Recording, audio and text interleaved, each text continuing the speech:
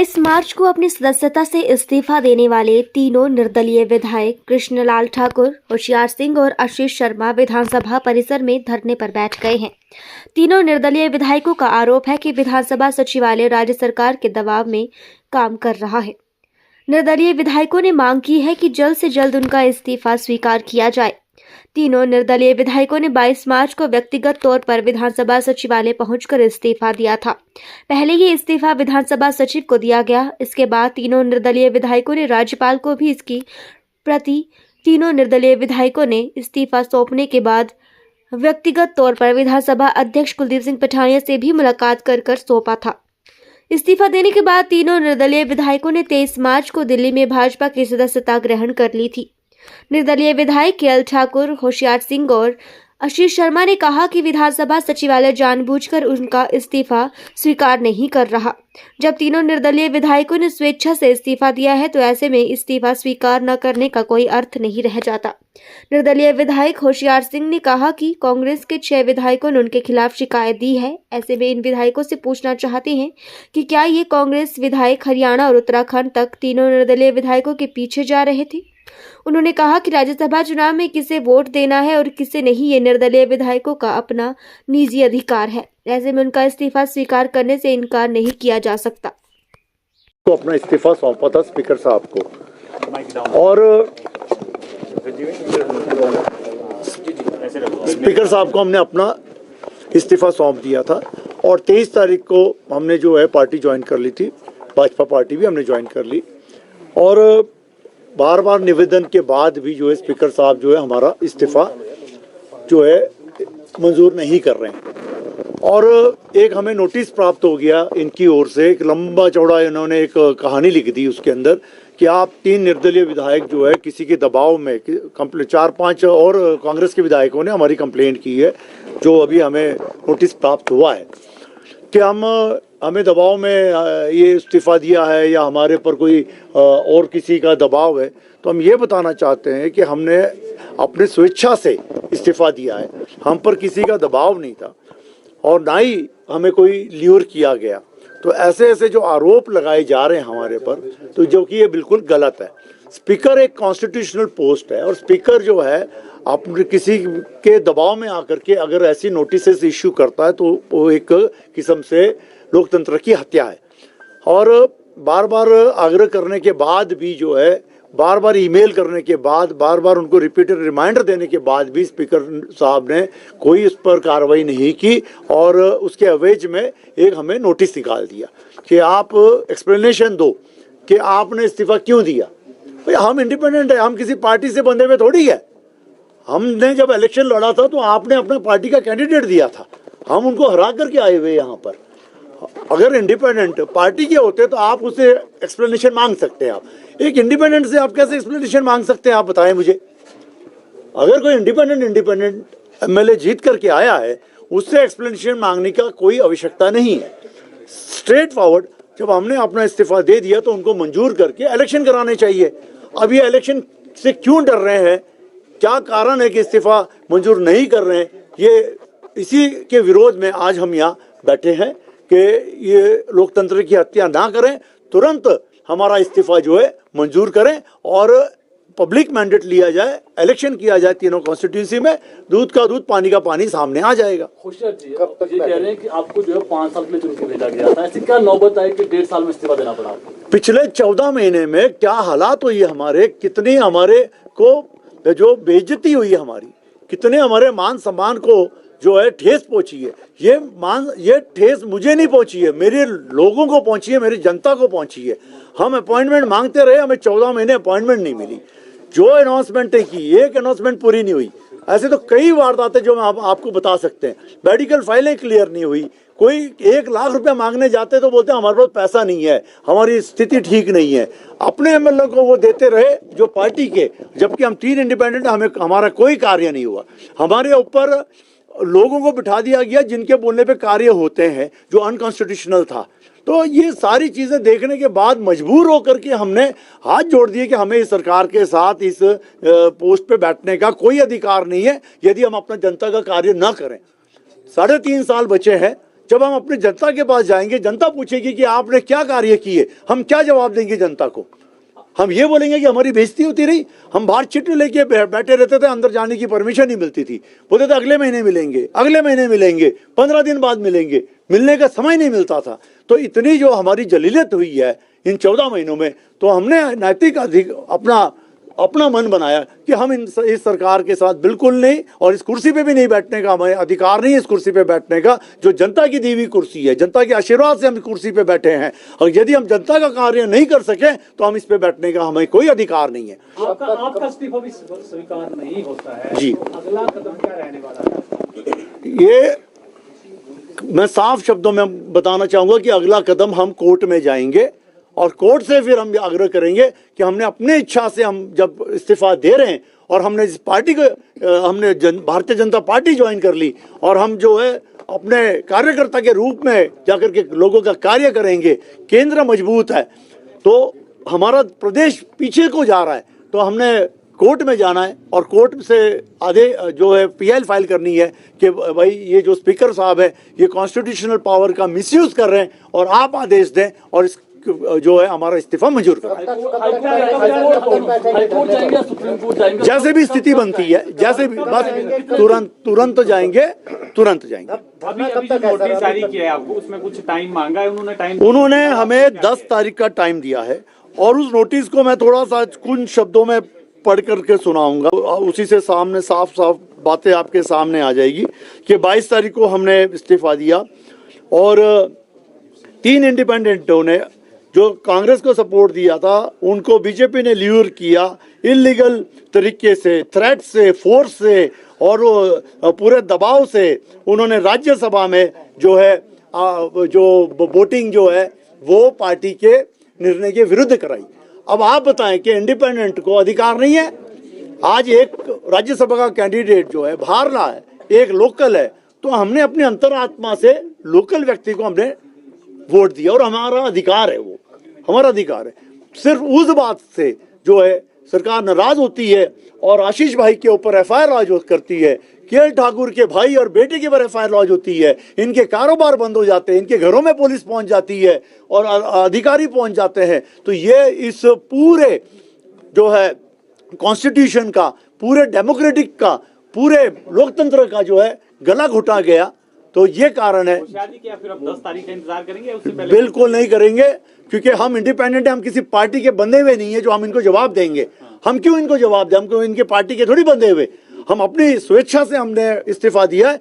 और स्पीकर साहब को ये जो है नोटिस निकालने से पहले सोचना चाहिए था कि ये इंडिपेंडेंट है, किसी उनकी पार्टी के सदस्य नहीं है। हम कब तक धरने पे बैठे कोर्ट में कब जाएंगे? कब तक जाएंगे? सर हम अगले जल्द से जल्द, जैसे भी कब तक बैठे रहेंगे धरने में? सर आज हम बैठेंगे, हम ज़्यादा से ज़्यादा समय आज धरने पे बैठेंगे, और आपके सभी चैनलों के माध्यम से हम पूरे हिमाचल को ये मैसेज देना चाहते हैं कि देखिए किस तरह ये सरकार लोकतंत्र का गला घोट रही है, किस तरह जो है हम लोगों को जो है प्रताड़ित कर रही है, किस तरह हमारी कॉन्स्टिट्यूंसी के लोगों को प्रताड़ित कर रही है। ये मैं आपके सभी चैनल के माध्यम से बताना चाहता हूँ। स्पीकर से और मिलेंगे कैसे?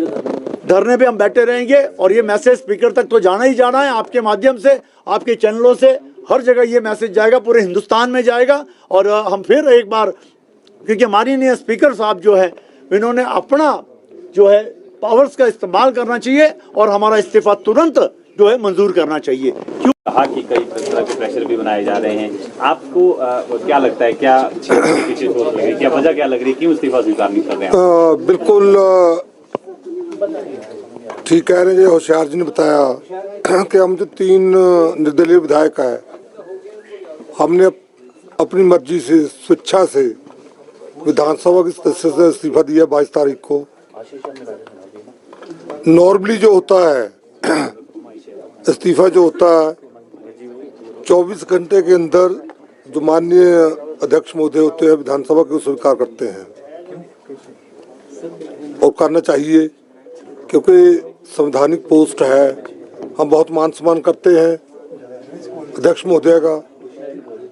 परंतु साथ में बड़ा दुख है कि इसको बिना मतलब से एक राजनीतिक रंग दिया जा रहा है। ठीक है, हम मानते हैं स्पीकर भी एक पार्टी से होते हैं पहले, जब विधानसभा का अध्यक्षों को बना दिया जाता है तो वो सब सदस्य जो होते हैं सबके संरक्षक बन जाते हैं। ये हमेशा एक हिस्ट्री बनेगी, हिस्ट्री बनती है कि किस स्पीकर ने विधानसभा का स्पीकर रहते हुए क्या क्या कार्य कैसे किए हैं। जो पहले उनका कार्य उस पर मैं प्रश्न नहीं करना, अच्छा कार्य वो अच्छा सहयोग दिया उन्होंने, परंतु अब अचानक हमें नहीं समझ आता क्यों ऐसा वो कर रहे हैं। ठीक है, उनको जितना करना चाहिए तो उन्होंने कर लिया, एक हफ्ता हो गया, हमने रिमाइंडर भी दिया कि हमारे स्पीकर जो रिजाइन स्वीकार करिए, परंतु अभी तक कोई उसका ना तो स्वीकार तो नहीं किया, परंतु साथ उसके उल्टा हमें नोटिस थमा दिया। उसमें जैसे होशियार जी ने बताया कि उसमें अलग अलग बातें हैं कि आप प्रेशराइज हो रहे हैं, आपको राज्यसभा में ऐसे वोट डालिए, आपने आपको इग्नोर किया गया, ये किया वो किया गया। तो मैं आप सबके माध्यम से और तीनों की तरफ से कहना चाहता हूँ कि दुनिया की कोई ऐसी ताकत नहीं है जो हमें प्रेशराइज कर सके, इग्नोर कर सके। हम अगर डरते हैं सिर्फ भगवान से डरते हैं या जो हमारी जनता है नालागढ़ जिसकी हमें या देरा की ओर होशियारपुर जो इनकी हमीरपुर की है जिन्होंने हमें जिताया है, उनके लिए ये हमारा दायित्व है और उनसे ही हम उनकी बात हम मानते हैं। तो इसलिए किसी पॉलिटिकल पार्टी का प्रेशर हमारे ऊपर नहीं था ना है। प्रश्न ये है सर, अगर प्रेशर नहीं था क्योंकि मुख्यमंत्री भी कह रहे हैं, तो राज्यसभा के जिस दिन चुनाव हुए उसके बाद से आप बाहर क्यों रहे, हिमाचल से बाहर क्यों रहे काफी दिनों तक, ये प्रश्न उठा। मुख्यमंत्री भी बार-बार बिल्कुल बिल्कुल अच्छा प्रश्न आपका। बाहर हम इसलिए रहे क्योंकि जैसे ही हमने वोट डाला हमें फोन आने शुरू हो गए। जब हमें फोन नहीं कर पाए तो हमारे जो लोग जानने वाले थे उनके ऊपर प्रेशर डालना शुरू हो गया, बताइए क्या है, कहाँ है, कैसे है। तो जब ऐसी बातें हुई तो हमने सोचा ये तो हमने वोट डाला, हमने उस टाइम ये नहीं सोचा कि ऐसा होगा कि इतना प्रेशर डालेंगे, ऐसा इतना पीछे पड़ेंगे हमारे। हम तो वोट जैसे होशियार जी ने बताया कि हमें चूज करना था क्योंकि हम थे इंडिपेंडेंट। ठीक है, सपोर्ट हमने सरकार को किया था, हम कांग्रेस पार्टी थोड़ी ज्वाइन की थी, सरकार को सपोर्ट किया था issue based in the interest of हमारी रिस्पेक्टिव कंस्टिट्यूएंसीज, उनके लोगों के हित में कि वहाँ लोगों के विकास के कार्य होंगे, हमारे युवाओं को नौकरियां मिलेंगी जो मिलनी चाहिए, जो जिसके पात्र हैं, विकास के कार्य होंगे। क्योंकि हमें लोगों ने चुना था, हमने कार्य करवाए थे और आगे को इसलिए चुना आगे कार्य करवाएंगे। तो हमने जनहित में अपनी कंस्टिट्यूएंसी के हित में हमारी कंस्टिट्यूएंसी में विकास के कार्य हों, वहाँ हमारे युवाओं को, क्योंकि हमारी सरकारी नौकरियाँ भी मिले और प्राइवेट सेक्टर में भी, क्योंकि जो हमारी इंडस्ट्री है वहाँ तो वहाँ भी नौकरी मिले। परंतु हुआ बिल्कुल उल्टा। मैं ये कह सकता हूँ 14 महीने में एक भी विकास कार्य अपनी कंस्टिट्यूएंसी से कह सकता हूँ, मैं अपने दूसरे निर्दलीय भाई इनसे बहुत डिस्कस करता हूँ, एक भी विकास कार्य नहीं करवा पाई सरकार। वो जो कार्य हो रहे हो पिछली सरकार के समय के जो स्वीकृत थे वही कार्य हुए। नए ढंग से एमएलए फंड के अलावा कोई भी कार्य नहीं किया। एमएलए फंड का भी हमेशा यही करते हैं कि रोकने की कोशिश करते थे, जब प्रेशर डलता था तब वो रिलीज करते थे। तो ये जब सारी ऐसी बातें थी तो हमें मुझे नहीं लगता था कि हम ऐसी सरकार के समय विधायक रहते, हम विधायक रहें और विधायक रहते हुए 5 साल बाद लोगों के पास जाएं तो लोग कहेंगे ठीक है जी आपने बड़े काम किए थे पहले 5 साल बेशक पिछले 5 साल भाजपा की सरकार थी, हम विधायक नहीं भी थे। होशियार जी जो थे अपने आशीष जी थे ये एक्टिव थे, मतलब पॉलिटिकली विधायक नहीं थे परंतु लोगों का काम करवाते थे सरकार से उस टाइम। तो उस टाइम हमने खूब काम करवाए। जब खूब काम करवाए तो तभी लोगों ने जिताया हमें। तो 5 साल लोगों को उम्मीद थी कि और काम करवाएंगे। ये 5 साल बाद जब हमने जाना था 14 महीने का जो हमने देखा ना कि हो नहीं रहा कुछ, तो उस समय हमने क्या बताना 5 साल क्या किया हमने। तो हमारे लिए अच्छा समय था। राज्यसभा में हमने अंतरात्मा की आवाज पे। उनके अलावा हमारी एक और बात थी, सबसे बड़ी बात हम तीनों की लगभग, कि हम सब जो सरकार हर फ्रंट पे फेल थी, विकास कार्य ले लो, युवाओं को नौकरियां देने के ले लो, हमारी विचारधारा भी तीनों की भाजपा की थी। तो ये भी हमारे लिए एक मौका था, तो हमने इसलिए भाजपा के कैंडिडेट को राज्यसभा में वोटिंग की है अपनी अंतरात्मा की आवाज़ से। अगर हम कांग्रेस के कैंडिडेट को वोट करते तो शायद लोग जो हमारे कंस्टिट्यूशन से कहते आपने ये क्या कर दिया, ये बहुत बड़ी बात थी। तो इसलिए बिना प्रेशर से जो हमारी अंतरात्मा ने कहा, जो हमारी विचारधारा थी, सरकार फेल थी, सरकार काम नहीं कर पा रही थी, तो इसलिए हमारे उस टाइम मौका था। आप कह रहे थे ना कि अभी क्यों किया आपने ऐसा, अभी हमारे पास एक मौका था, 14 महीने वेट किया, सरकार शायद काम करे। और जो थोड़े बहुत काम, कोई ट्रांसफर 2-4 होनी थी, फिर वो भी नहीं होनी थी हमारी, इसलिए हम चुप रहे। जब मौका मिले तो हमने वो काम किए जो हमें करना चाहिए था, इसलिए हमें खुशी है। धन्यवाद। लगे हैं। मैं पहली बार चुना हुआ विधायक हूं, ना तो इस तरह की राजनीति मुझे करने आती है, ना ही इस तरह के मेरे संस्कार हैं कि मैं इस तरह की खरीद फरोख्त की राजनीति में जाऊं। दूसरी बात, कोई भी ऐसा विधायक नहीं है 9 में से जिसको कोई खरीद सके। अपनी स्वेच्छा से मान सम्मान की लड़ाई है, और मान सम्मान की लड़ाई जनता के बीच में जाके लड़ी जाती है। अगर इतना ही प्रदेश सरकार को और मुख्यमंत्री जी को अपने ऊपर भरोसा है तो इस्तीफा मंजूर करें, और मुख्यमंत्री जी के गृह जिले से हूं मैं, वहां पे आएं, चुनाव प्रचार करें, लोगों के बीच में जाएं। लोकतंत्र है और लोग ही फैसला करते हैं कि हमने गलत किया कि सही किया है, और अगर हमने गलत किया होगा तो हम हारेंगे और नहीं आएंगे, और अगर सही किया होगा तो लोग इनको बताएंगे कि क्या इनके कर्म है, जो इनको कर्मों का जो लेखा जोखा है वो यहीं पे बहुत जल्द देना पड़ेगा। और इसके अलावा एक और भी बात है, नहीं किया, राज्यसभा चुनाव के वक्त ही ये मामला जो है सामने आया। देखिए, जब मैं इंडिपेंडेंट चुना हुआ हूं, ये भी इंडिपेंडेंट है, हम या तो पक्ष में होते या विपक्ष में होते। अगर विपक्ष में होते तो शायद जोर से अपनी आवाज उठा सकते थे, जो भी चला हुआ था, लेकिन हमने बड़े पेशेंटली ये सोचा कि नहीं, अभी ठीक होंगे हालात, अभी ठीक होंगे।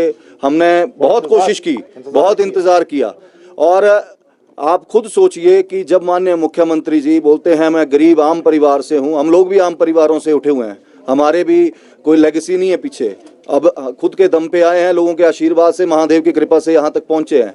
लेकिन जो गरीब परिवार से व्यक्ति अगर इतने उच्च पद पे बैठता है और इतना अहंकारी हो जाता है कि वो लोगों से विधायकों से मिलना जो 1 लाख लोगों को रिप्रेजेंट कर रहे हैं, उनसे मिलना भी उचित ना समझे, तो मैं समझता हूं वो लोकतंत्र की हत्या तो अगर किसी ने की है इस प्रदेश में तो मुख्यमंत्री जी ने की है। और जब ये राज्यसभा के चुनाव हारे, मैं तो समझता हूं कि नैतिकता के आधार पे इनको इस्तीफा देना चाहिए था, और इन्हीं की पार्टी को कोई और लीडर अगर कोई, शायद मैं समझता हूं कि अगर किसी और को ये बनाते तो ये स्थितियां तब भी सॉर्ट आउट हो सकती थी। लेकिन तब भी इनको इतना मोह है इस कुर्सी से कि ये कुर्सी डूब जाए लेकिन ये छोड़ेंगे नहीं।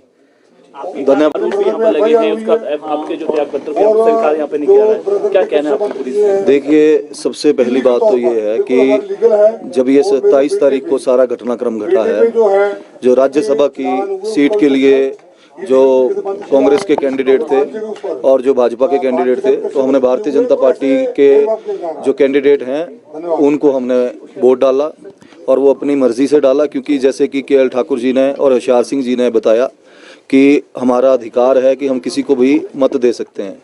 और हमारा जो स्टेट है, आप भली भांति जानते हैं, हम सनातन धर्म को मानने वाले हैं, और हम उस व्यक्ति को कैसे वोट कर सकते थे जो राम मंदिर के खिलाफ मुकदमा लड़ रहा हो।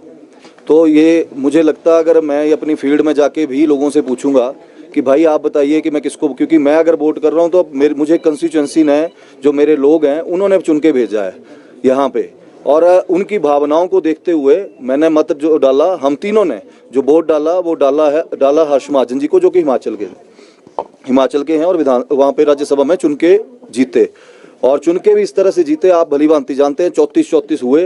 और जब पर्ची डली तो हर्ष महाजन जी, और हमें भी उससे हौसला मिला कि जो हमने निर्णय लिया है भगवान हमारे साथ है।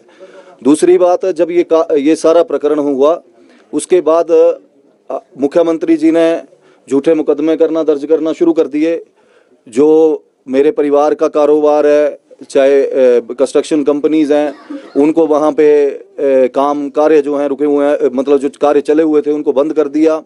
जो भी मतलब जितना भी प्रताड़ित कर सकते हैं वो हमारे परिवारों को और हमें किया गया, और ये हमने फिर निर्णय लिया कि हमने इस सरकार का साथ बिल्कुल भी नहीं देना है, क्योंकि ना तो इनमें कार्य करने की क्षमता है सरकार में, और पिछले 14 महीने से जिस तरह से विकास कार्यों की जो हालात हैं पूरे प्रदेश में, आज की डेट में कोई भी पूरे प्रदेश में जो काम चले हैं, चाहे वो PWD में चले तो PMGSY या नाबार्ड के चले हैं, स्टेट हेड में कोई पैसा ना स्वीकृत किया गया। पिछले 14 महीने में हमने बहुत बार कोशिश की, मैंने तो करीब 8 महीने से कोशिश की माननीय मुख्यमंत्री जी से मिलने की, लेकिन एक बार भी उन्होंने मुझे समय नहीं दिया। उल्टा जब मैं सचिवालय में गया तो 4 विधायकों के सामने मुझे ये बोला गया कि 3 महीने बाद 12 तारीख को आइए, तब आपसे मुलाकात होगी। तो ये मुझे लगता है ये मेरा अपमान नहीं है, ये अपमान जो हमीरपुर की मेरी देवतुल्य जनता है जिन्होंने चुन के भेजा मुझे, उनका अपमान है और मैं अपनी जनता का अपमान नहीं सह सकता हूँ। मैंने ये फैसला लिया, हम तीनों ने ये फैसला लिया और अपना जो इस्तीफा है हमने माननीय स्पीकर साहब को दिया। लेकिन दुर्भाग्य की बात है कि कॉन्स्टिट्यूशनल पोस्ट पे जो ये बैठे हैं स्पीकर साहब, ये एज ए पार्टी कार्यकर्ता काम कर रहे हैं, जो कि अभी तक पिछले 22 तारीख के बाद इन्होंने अभी तक मंजूर नहीं किया। तो आज हमने ये धरना प्रदर्शन जो किया इनके विरोध में किया है, ताकि जल्द से जल्द जो है हमारा इस्तीफा मंजूर किया जाए। सरकार की वैसे भी हालात जो है पूरे प्रदेश में लोकप्रियता जो है खत्म हो चुकी है, सरकार की लोगों का विश्वास उठ चुका है और हम चाहते हैं कि जिस तरह से पूरा देश प्रगति की ओर आगे बढ़ रहा है माननीय नरेंद्र मोदी जी के नेतृत्व में, हम भी जो लोगों के सेंटिमेंट्स हैं उनको देखते हुए हमने ये फैसला लिया है, ताकि जो हमारे नौजवान लड़के जो बेरोजगार बैठे हैं, जब 27 तारीख के बाद ये प्रकरण हुआ उसके बाद माननीय मुख्यमंत्री जी को जितना समय मिला 5-6 दिन का, जब तक आचार संहिता नहीं लगी हुई थी, इन्होंने जल्दबाजी में सबसे मिले, चाहे JOIT 817 के थे, SMC टीचर्स के मुद्दे थे, सबसे मिले और इन्होंने हल करने की कोशिश की। लेकिन 14 महीने से जब भी इनको बोलते थे तो इनके कान पे जूं नहीं रेंगती थी। आशीष जी, क्योंकि प्रश्न इसलिए